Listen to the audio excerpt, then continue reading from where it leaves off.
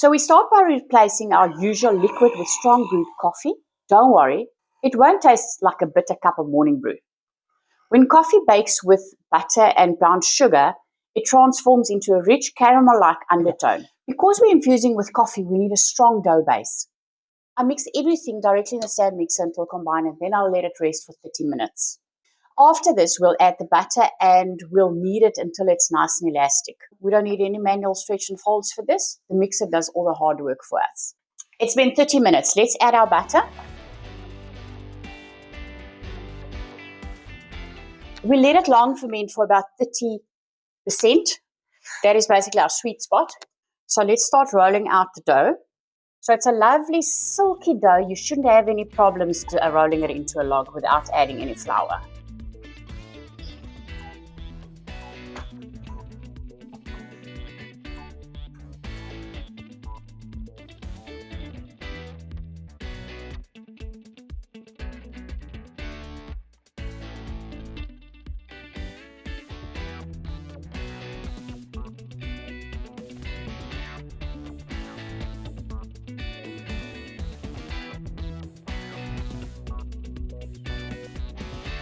And place it seam down.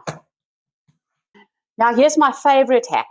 Put the knives away, you don't need a knife for this. Use a piece of thread or dental floss to cut your rolls. So I use this nylon thread. I always have it in my drawer. I use it specifically for my cinnamon rolls. It keeps them perfectly round and stops you from squishing their gorgeous layers. So what you'll do is you'll just pull it through, and let's just start in the middle. Cut them in two. You can measure it with a knife, but I just take it through and I wing it with my eyes.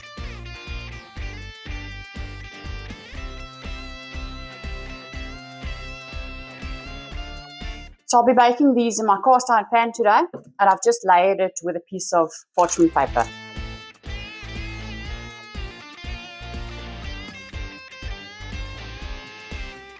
So I'm just going to put them in my oven for a second rise until they're nice and puffed up. When they're puffed up, we'll bake them. So they're going to my oven just with the oven light on for now, just to give them a bit of heat because it's very cold in my kitchen at the moment.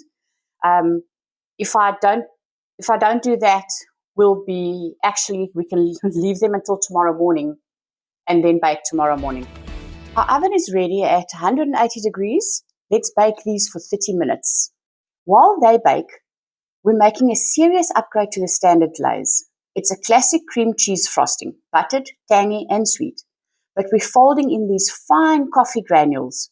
It gives the frosting a beautiful speckled look, and that intense coffee hit against the cream cheese is absolute magic.